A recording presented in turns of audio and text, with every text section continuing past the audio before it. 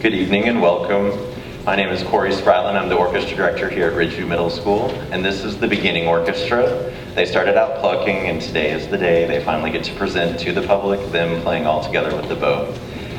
And I was just going to kind of walk along a couple of things that we talk about in class.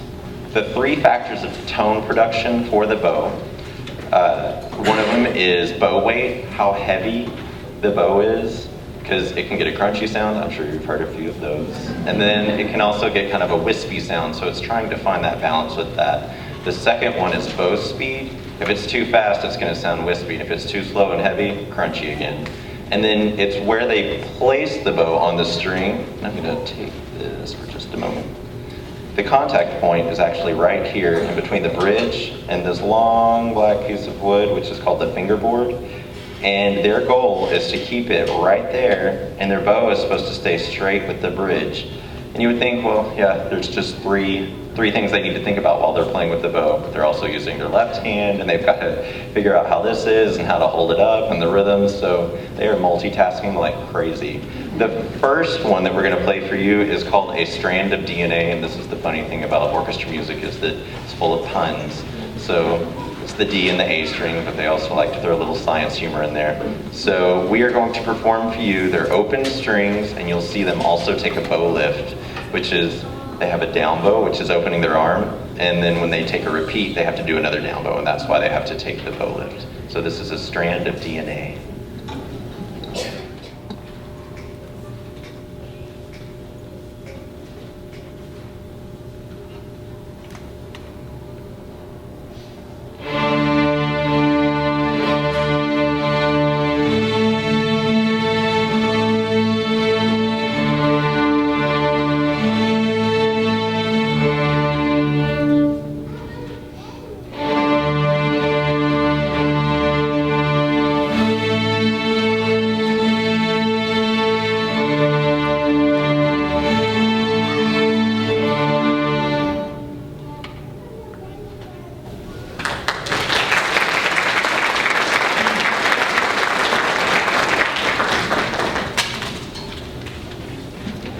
The next piece that they will perform is the D major scale.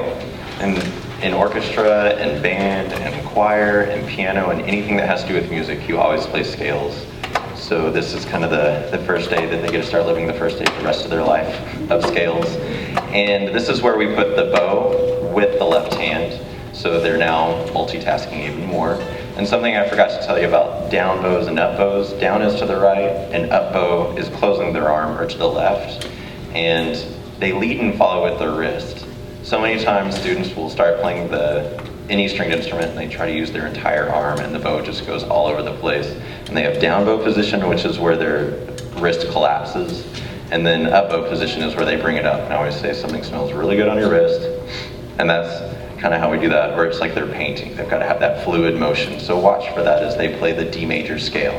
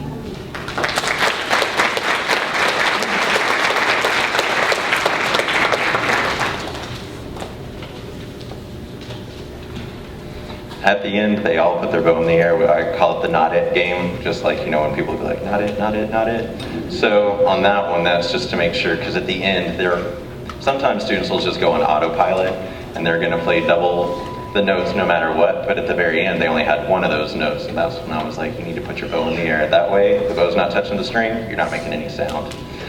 The next piece that they're going to play for you is called Tribal Lament, and this one is in a minor key, so it's going to sound sad, because it makes sense, lament. But up until now, we've been playing music in a major key, which sounds happy. So listen for that difference in mood.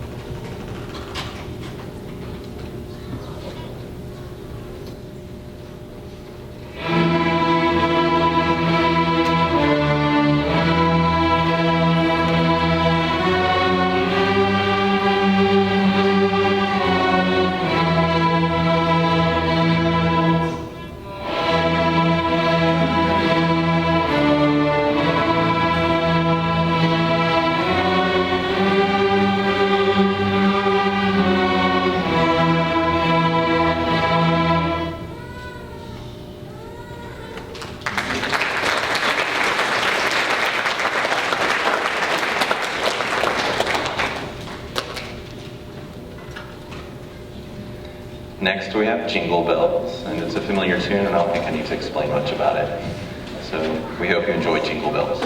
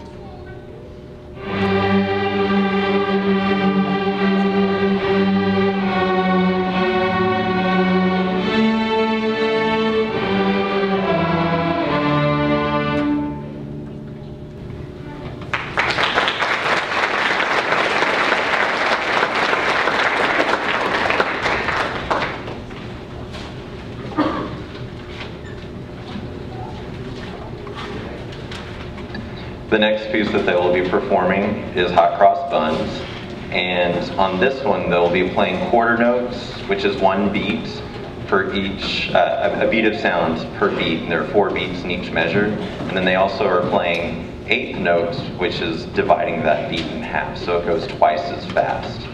And I was also going to show you, let me borrow your bow.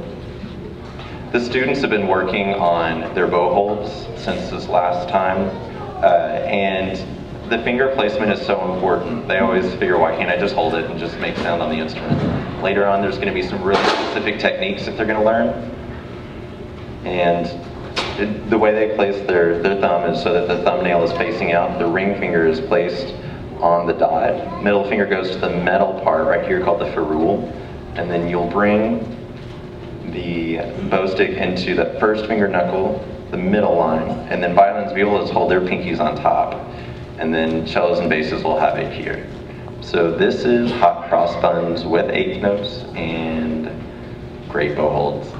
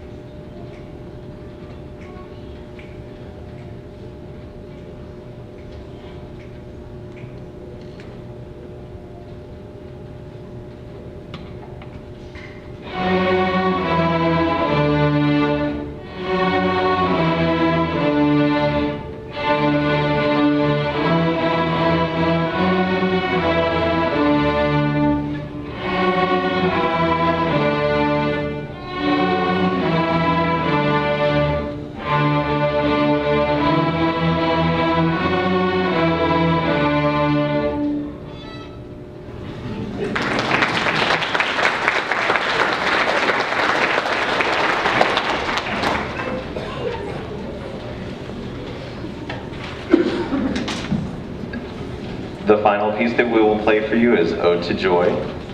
And in this one, they're playing with quarter notes. They're playing with half notes, which is twice as long as a quarter note. So the note would get 2 beats per bow. So they have to slow their bow down, and 8th notes, which is where they have to decrease the bow because it's faster. Violins and violas are also now using their 4th finger as it's the runt of the hand, so it needs to get as much practice as possible. I really enjoyed working with them, and I can't wait to see how much further they go. I hope you all have a wonderful winter break, and Ode to Joy.